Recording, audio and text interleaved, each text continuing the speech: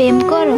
গাড়ি চালিয়ে খাওয়ার সময়টাই তো পাই না, প্রেম করব কখন? আর এখন? প্রেম ভালোবাসা এসব আমাদের ড্রাইভারদের জন্য না ম্যাডাম। কখনো যদি বলে ভালোবাসে? একজনকে ভালোবেসেছিলাম, তার ফল ওই মহাসড়কে প্রতিনিয়তই চোখের জলে দিতে হচ্ছে। ছাড়লে কেন? মৃত্যু নিশ্চিত জেনেও যেখানে গাড়িটাকে ছাড়তে পারেনি। আর আপনি কিভাবে ভাবলেন ভালোবাসার মানুষটাকে ছেড়ে দিব? কারণ ছাড়াই? কারণ একটাই ছিল, পেশায় আমি ড্রাইভার। রাখতে জানো না? হাতে পায়ে ধরেও রাখতে চেয়েছি। নতুন কেউ জুটেছিল কি তার?